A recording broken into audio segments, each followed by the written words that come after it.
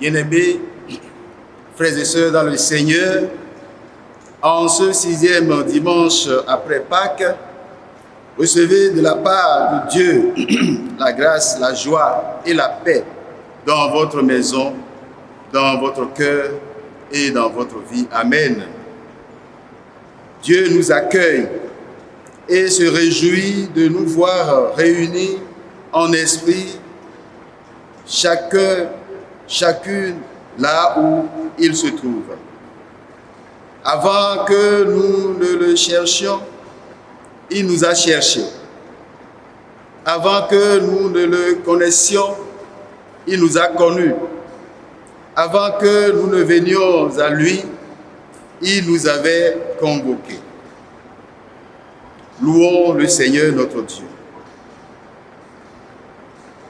Royaume de la terre, chantez à Dieu. Célébrez-le avec joie et reconnaissance. Chantez à celui qui s'avance dans les cieux éternels. Voici, il fait entendre sa voix puissante. Rendez gloire à Dieu. Sa majesté est sur Israël et sa force dans les cieux. De ton sanctuaire, ô Dieu, tu es redoutable. Le Dieu d'Israël donne à son peuple la force et la puissance. Béni soit Dieu. Amen. Chantons en l'honneur de notre Dieu le cantique Gloire à Dieu, numéro 451.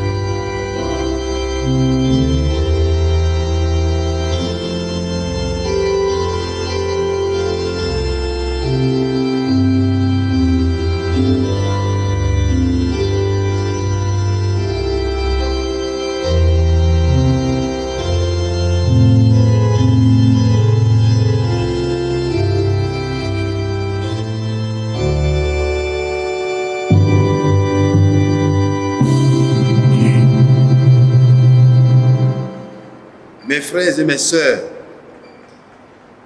nous qui voulons nous approcher de Dieu et lui rendre un culte agréable, écoutons dans l'humilité comment le Seigneur veut être servi. Vivez en paix entre vous. Nous vous exhortons, frères et sœurs, reprenez ceux qui vivent de manière désordonnée. Donnez du courage à ceux qui en ont peu. Soutenez les faibles. Soyez patients envers tous. Prenez garde que personne ne rende le mal pour le mal, mais cherchez en tout temps à pratiquer le bien entre vous et envers tous les hommes. Ne faites pas obstacle à l'action de l'Esprit Saint.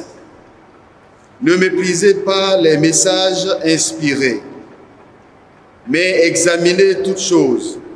Retenez ce qui est bon et gardez-vous de toute forme de mal. Je vous invite maintenant à la confession de nos péchés devant Dieu. Père,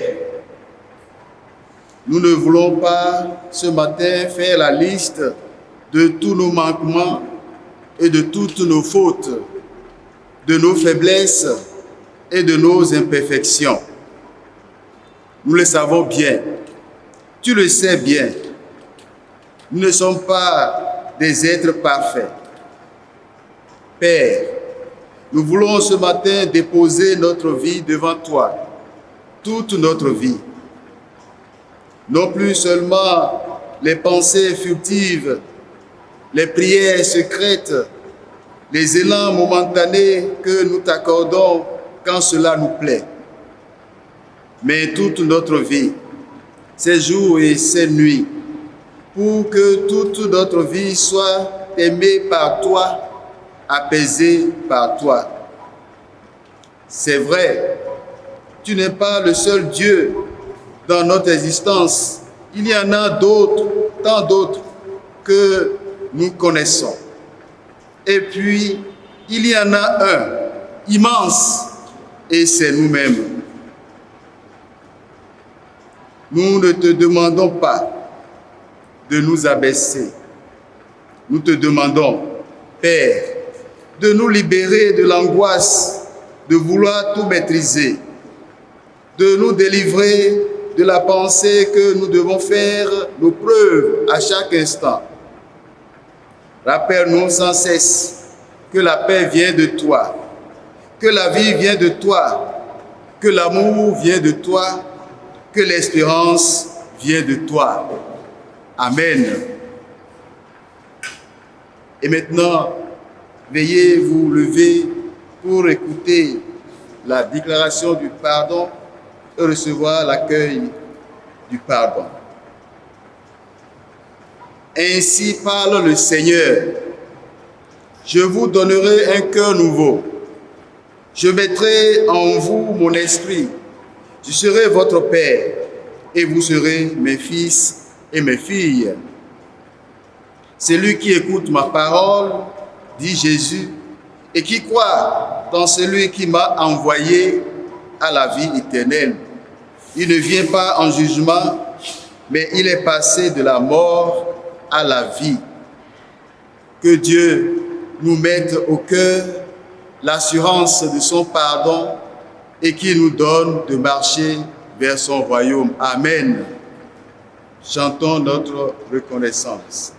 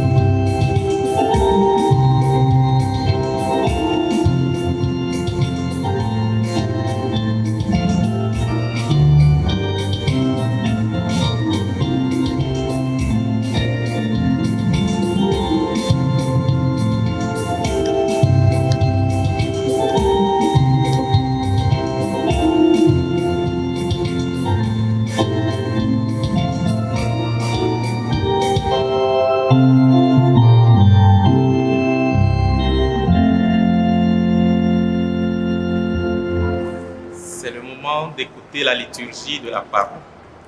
Dimanche 24 mai, 6e dimanche après Pâques, le thème que propose notre Église, l'Église protestante méthodiste du Bénin, pour notre édification, est intitulé « Ils sont dans le monde ». Et nous avons 3 textes pour développer ce thème. Il s'agit du 2e livre de Samuel, chapitre 23, les 5 premiers versets. La première épître de Pierre, chapitre 4, versets 12 à 14, et le chapitre 5, versets 6 à 11. Et l'évangile de Jésus-Christ selon Jean, chapitre 17, les 11 premiers versets. Prions avant la lecture de la parole. Notre Père, notre Dieu, nous te rendons grâce. Nous te bénissons parce qu'il t'a plu de nous conserver la vie jusqu'à ce jour. Le moment est venu où tu veux nous parler au travers de tes saintes écritures. Ta parole est la vie. Seigneur, communique-nous ta vie au travers de cette parole. Vivifie-nous par cette parole et transforme-nous tout entière, Seigneur. Et nous te rendons grâce parce que tu inspires ces moments. Tu disposes le cœur de tes enfants à recevoir ta parole sur de bonnes terres. Merci parce que tu le fais au nom de Jésus-Christ. Amen. Pour la circonstance, nous lirons la première épître de Pierre, chapitre 4, versets 12 à 14, et le chapitre 5, versets 6 à 11. Et enfin, nous lirons l'évangile de Jésus-Christ selon Jean, chapitre 17, les 11 premiers versets. Je vous invite à écouter la parole du Seigneur avec un recueillement. 1 Pierre 4, 12 à 14. Bien-aimés, ne soyez pas surpris comme d'une chose étrange qui vous arrive, de la fournaise qui est au milieu de vous pour vous éprouver. Réjouissez-vous au contraire de la part que vous avez aux souffrances de Christ, afin que vous soyez aussi dans la joie et dans l'allégresse lorsque sa gloire apparaîtra.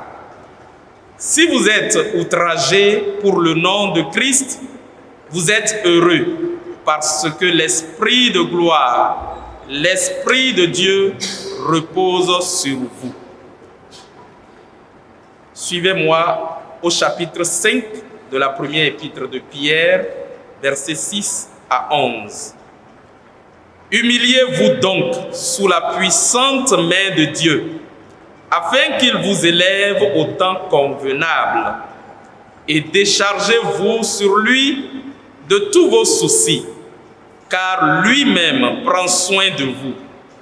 Soyez sobres, veillez. Votre adversaire, le diable, rôde comme un lion rugissant, cherchant qui il dévorera. Résistez-lui avec une foi ferme, sachant que les mêmes souffrances sont imposées à vos frères dans le monde. Le Dieu de toute grâce, qui vous a appelés en Jésus-Christ à sa gloire éternelle, après que vous aurez souffert un peu de temps, vous perfectionnera lui-même, vous affermira, vous fortifiera, vous rendra inébranlable. À lui soit la puissance au siècle des siècles. Amen. Nous poursuivons notre lecture dans l'évangile de Jésus-Christ selon Jean au chapitre 17, les 11 premiers versets.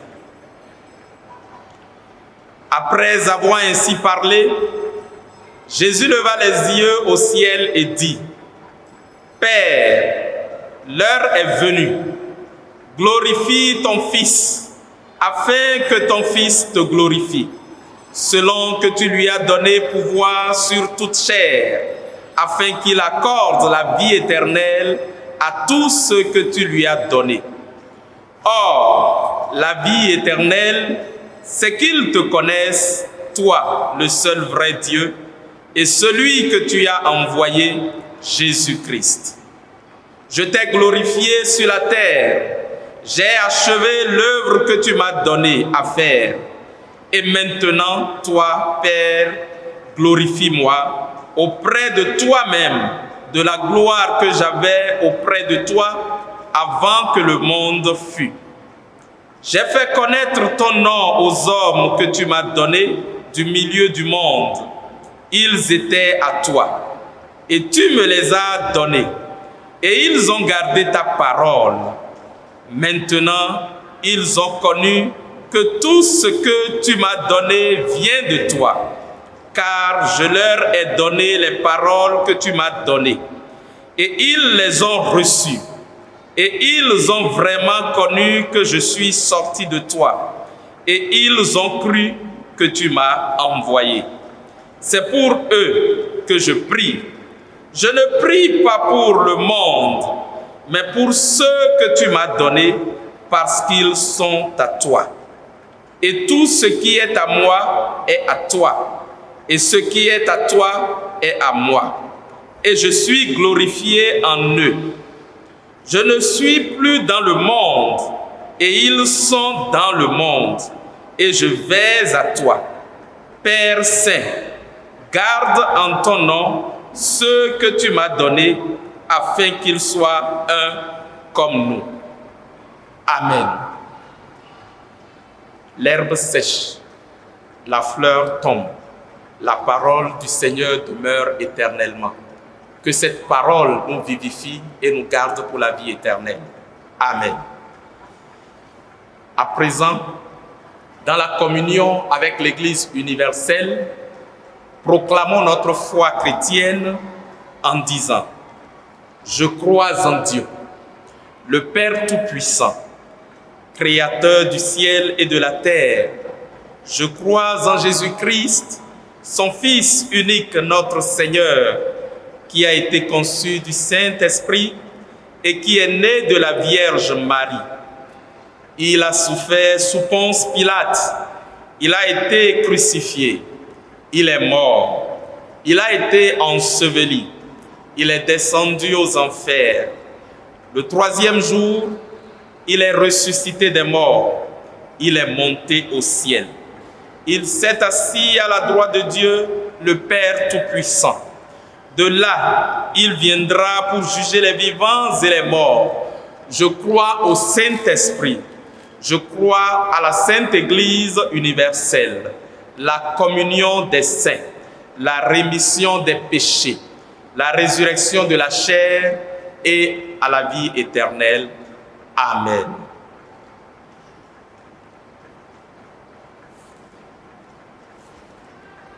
C'est le moment d'écouter le message.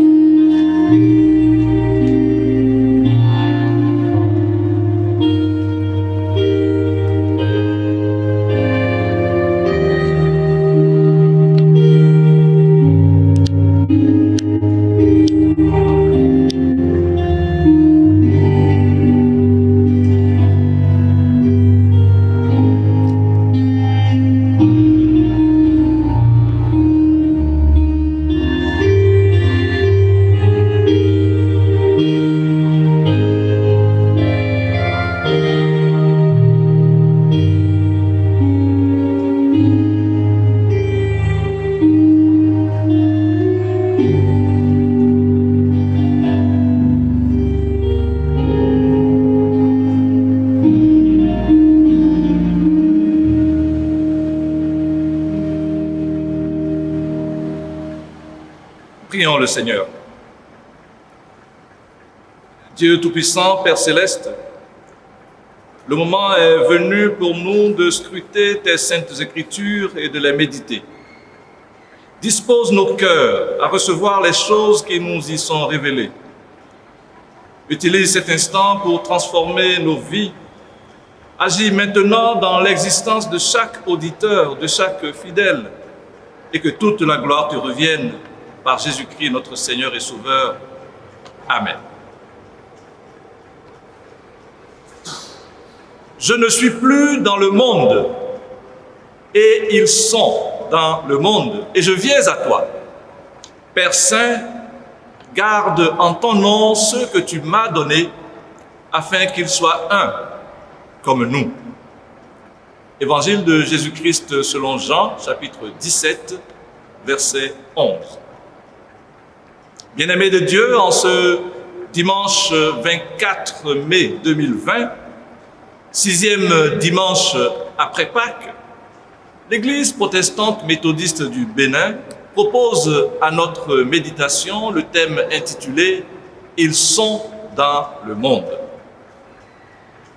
L'expression « le monde », souvent employée dans les Écritures et particulièrement dans l'Évangile selon Jean, n'a pas la même signification dans les différents passages où nous la trouvons. Le monde, c'est tantôt une organisation, un système qui règle la vie et les rapports des hommes entre eux. Par exemple, le monde de la finance, le monde politique, etc. Tantôt, c'est la terre elle-même, c'est-à-dire la scène sur laquelle se développe cette organisation des affaires humaines. Par exemple, le désert de la Palestine ou encore le territoire béninois. Ou encore, ce peut être l'ensemble des individus qui vivent sur cette scène selon les principes du système. Par exemple, vous et moi. Le sens de l'expression est assez facile à dégager dans chaque chapitre, généralement selon le contexte, de telle sorte que nous savons chaque fois s'il s'agit de l'organisation, de la scène ou des personnes de ce monde. L'Église, en ce jour, nous propose à lire la prière sacerdotale, qui se situe juste avant la crucifixion de Jésus, alors qu'aujourd'hui nous sommes entre l'Ascension et la Pentecôte. En effet, Jean narre cet événement, il narre cette prière sacerdotale et la place totalement en perspective de la Pentecôte. Nous sommes dans l'attente de cet événement majeur de l'existence du monde et de la chrétienté. Cet événement qui marque la nouvelle naissance apportée par l'effusion du Saint-Esprit. À chaque enfant de Dieu, elle confère aujourd'hui une existence différente de celle d'hier et pour demain, l'espérance de la vie éternelle avec Dieu. Hier, c'est le passé, notre situation avant le changement, ce changement intérieur opéré dans notre âme par la puissance de l'Esprit Saint. Et comme l'enfant qui va naître n'a pas une conscience nette et claire de son environnement, des bruits qu'il devine à peine ou des ténèbres qui l'environnent, ainsi en est-il de l'enfant qui va naître de nouveau, de l'enfant de Dieu qui va naître de nouveau.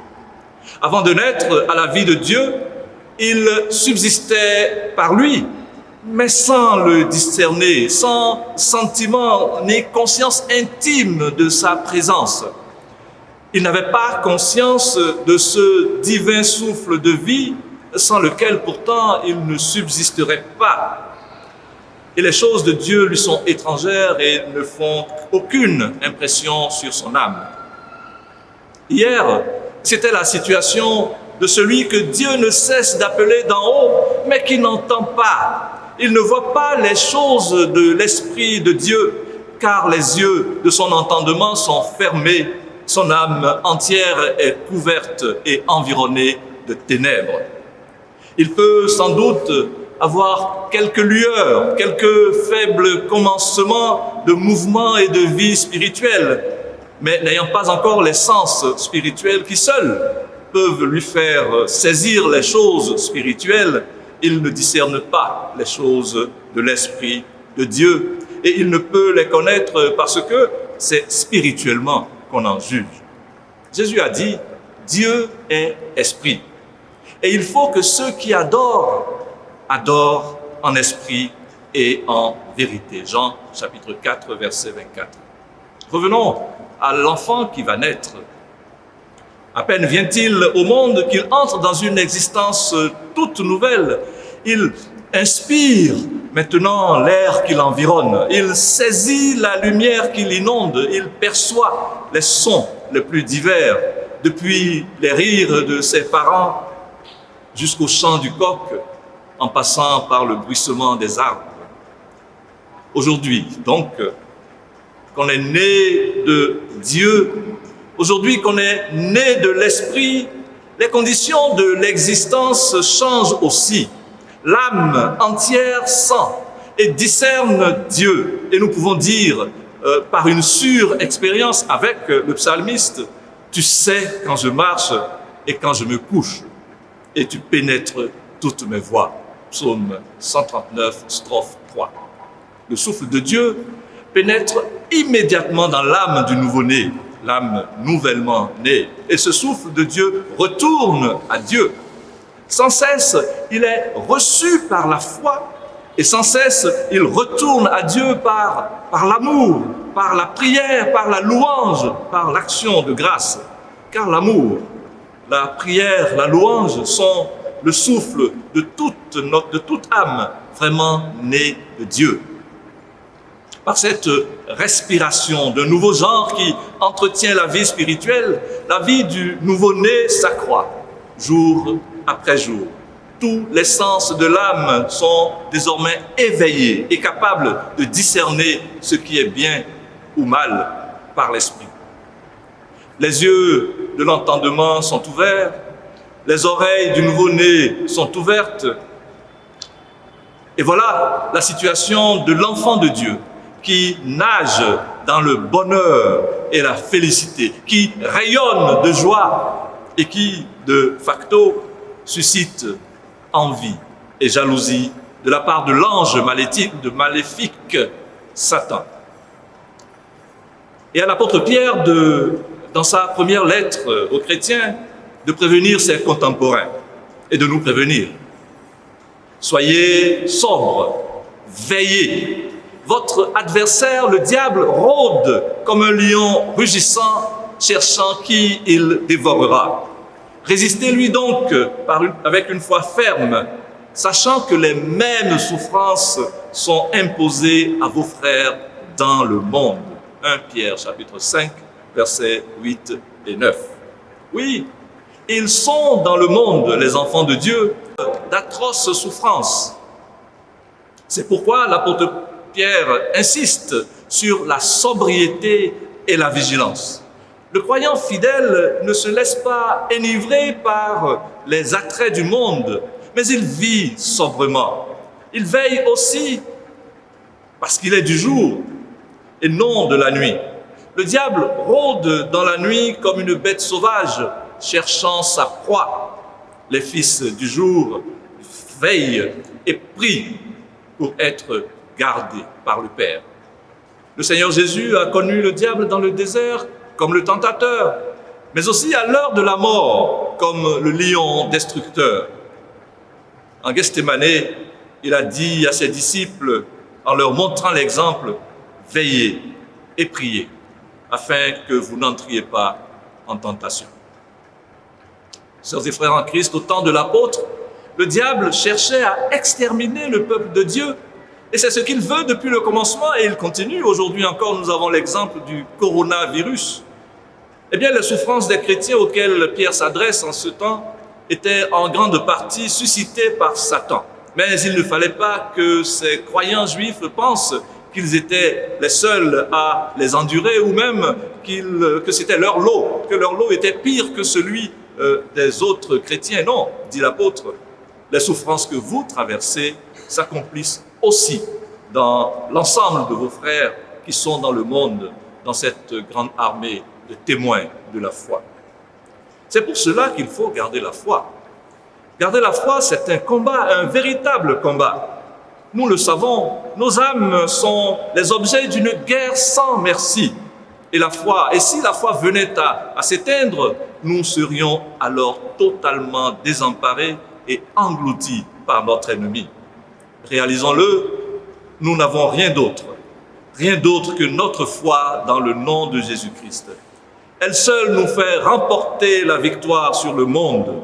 Ce n'est que lorsque nous prenons appui sur le Seigneur Jésus que Dieu nous fait triompher. Si nous le renions, si nous nous détournons de lui, que nous reste-t-il? Rien, absolument rien. Et Pierre l'avait déjà compris quand il répondait à Jésus dans l'évangile de Jean selon Jean au chapitre 6, verset 68, « Seigneur, à qui irions-nous? Tu as les paroles de la vie éternelle. » Et pourquoi l'adversaire ferait-il tous ses efforts pour nous éloigner du Christ, si ce n'est pas pour nous affaiblir et pour nous rendre vulnérables? C'est clair et limpide. Il sait fort bien que tout seul, nous ne pouvons rien faire. Il sait qu'en dehors de l'amour du Seigneur, nous sommes sans force et livrés à nous-mêmes. C'est pourquoi, sœurs et frères, je nous en conjure, prenons garde. Ne nous laissons pas séduire par les ruses du diable. Ne nous abandonnons pas au monde et à sa convoitise. Notre perte et notre défaite seraient garanties et rapides. Si, par la grâce de Dieu, nous tenons ferme et nous veillons, si nous sommes prudents et remplis du Saint-Esprit, alors nous n'aurons rien à craindre dans ce monde.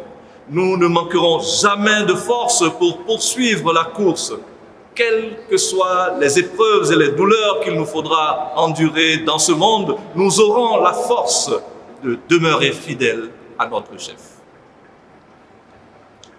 Pour l'avenir donc, étant convaincu de l'amour du Père, étant conscient qu'il a donné son Fils afin que nous vivions par lui, connaissant Dieu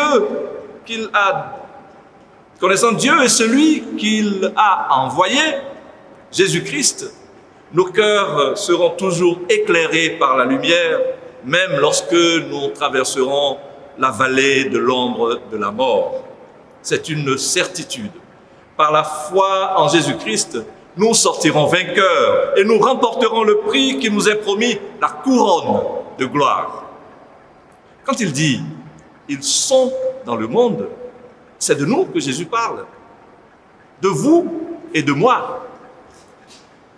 Nous sommes dans le monde, non pas pour vivre à l'unisson, en communion avec ce monde, mais pour lui rappeler la présence et le message de notre Seigneur. Message que ce monde n'est toujours pas prêt à recevoir, tant le spectacle qui donne à voir est à l'opposé de l'enseignement du Christ. Par quel moyen annoncer l'Évangile? Comment être témoin de Jésus-Christ? Voilà un juste questionnement. Au XVIIIe siècle, un homme disposant de quelques dons particuliers, Jean-Sébastien Bach, a choisi la musique pour amplifier l'œuvre rédemptrice de Luther, entamée 2 siècles plus tôt. Et c'est avec l'orgue qu'il a pu le mieux exprimer sa foi, faisant de l'orgue l'instrument privilégié de la musique sacrée et des célébrations cultuelles.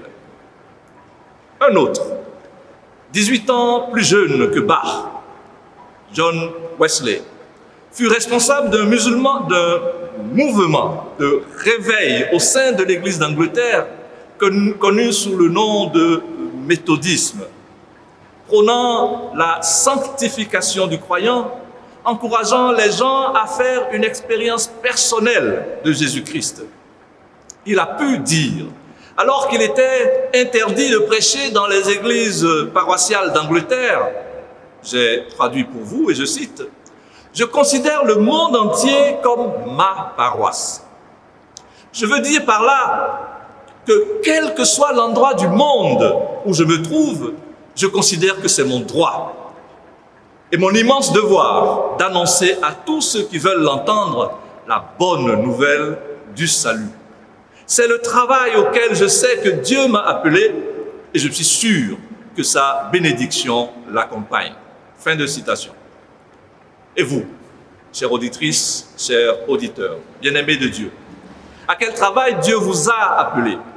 Comment accomplissez-vous votre mission? Ce sont des questions dont les réponses sont toutes personnelles. Et je me permets de vous faire quelques suggestions. D'autres questions plus détaillées.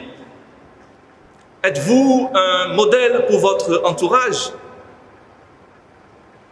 Cherchez-vous chaque jour à faire un travail encore de meilleure qualité que la veille? Proclamez-vous la bonne nouvelle autour de vous à travers une vie de sanctification, une vie dédiée à Dieu? Évertuez-vous chaque jour à semer l'amour autour de vous? Je vous laisse continuer, sœurs et frères, mais sachez que quoi que vous fassiez, faites tout pour la gloire de Dieu. À Dieu seul soit la gloire au siècle des siècles. Amen.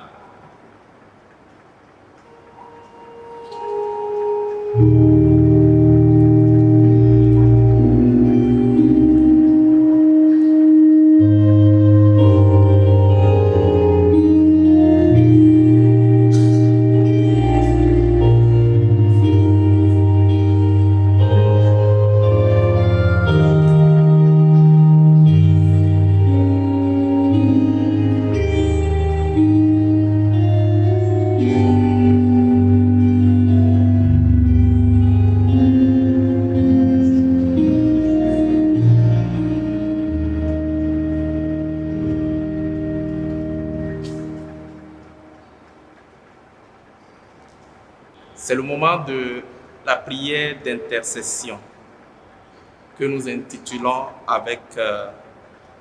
nous introduisons avec le cantique 168, Mon Dieu plus près de toi. La première strophe.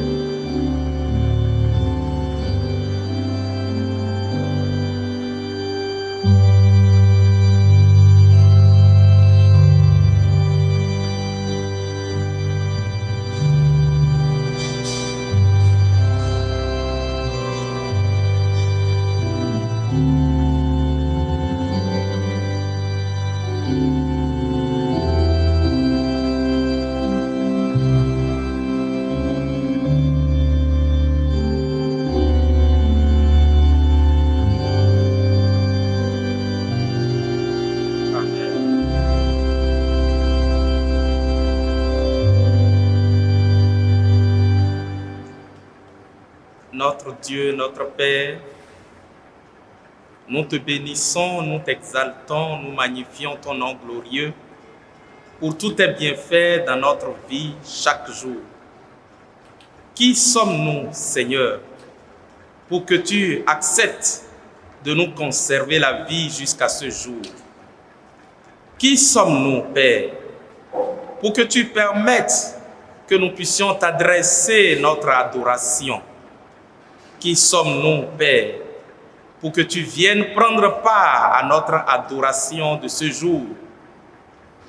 Tu nous as appelés dans ta grâce et tu nous as éclairés de ta lumière.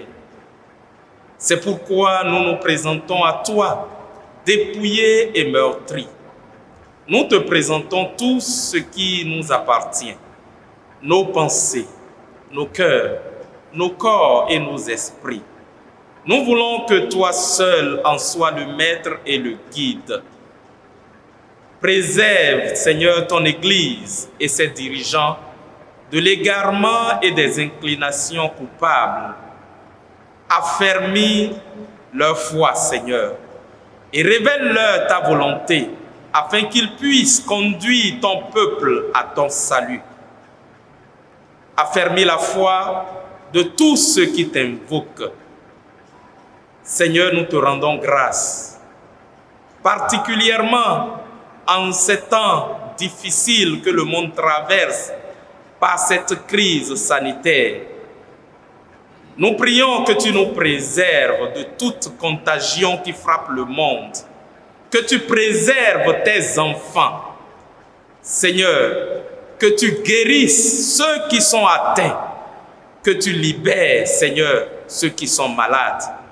Montre ta gloire, Seigneur, afin que le monde sache que toi seul, tu es le Dieu Tout-Puissant, que toi seul, tu as créé l'univers et tout ce qu'il contient.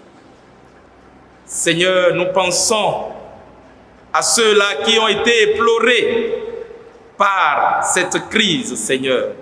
Sèche leurs larmes et console-les, Seigneur.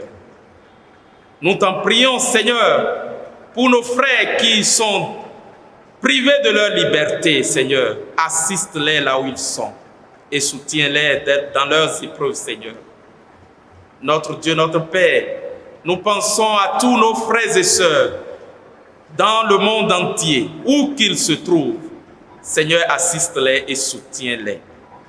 Rends à chacun la bonne santé morale et physique. À ceux qui souffrent actuellement, Seigneur, soutiens-les et relève-les. Délivre-les de tout mal. Seigneur, nous voulons te recommander les veuves, les veufs et les orphelins. Continue à défendre leurs droits, Seigneur. Et de tous ceux qui sont victimes de l'injustice, Seigneur, dans le monde, assiste-les et soutiens-les. Apprends-nous à recevoir et à mettre en pratique, Seigneur, tes saintes écritures. Conduis-nous par ton Saint-Esprit. Viens, Saint-Esprit, assiste-nous et bénis-nous, Seigneur. Nous te demandons tout ceci au nom et pour l'amour de notre Seigneur Jésus-Christ, notre Sauveur, notre frère, qui nous a appris à te dire, notre Père qui es aux cieux, que ton nom soit sanctifié, que ton règne vienne, que ta volonté soit faite sur la terre comme au ciel. Donne-nous aujourd'hui notre pain de ce jour. Pardonne-nous nos offenses, comme nous pardonnons aussi à ceux qui nous ont offensés. Et ne nous laisse pas entrer en tentation, mais délivre-nous du mal. Car c'est à toi qu'appartiennent le règne, la puissance et la gloire pour le siècle des siècles. Amen.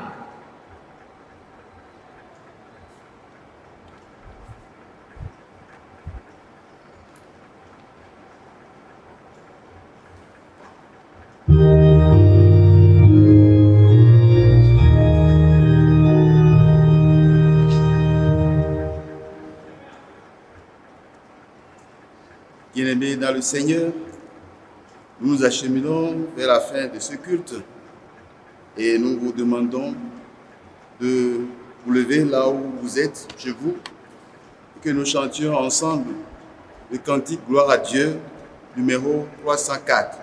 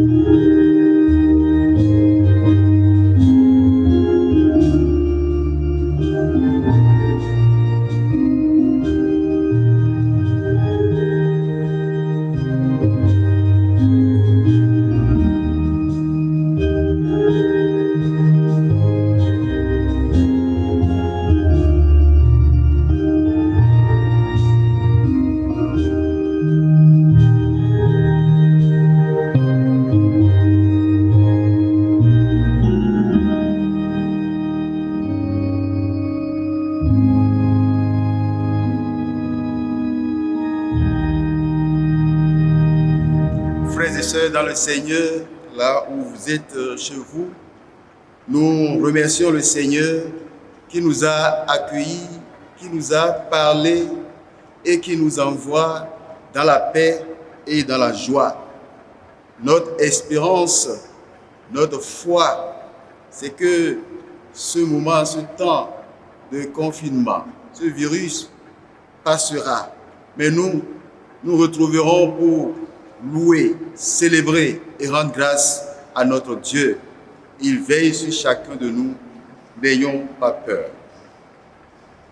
Écoutons maintenant l'exhortation et la bénédiction de la part du Seigneur. Je ne suis plus dans le monde, et ils sont dans le monde. Et je vais à toi, Père Saint, garde en ton nom ceux que tu m'as donnés, afin qu'ils soient un comme nous. Le royaume de Dieu n'est pas loin. Il est là, à portée de notre regard, de nos mains et de notre cœur. Il s'écrit avec le mot paix, que la paix soit avec vous. Il s'écrit avec le mot amour, aimez-vous les uns les autres comme je vous ai aimé. Il s'écrit avec le mot pardon. Père, pardonne-leur. Que la paix de Dieu vous construise, que son amour vous guérisse, que son pardon vous réjouisse. Amen.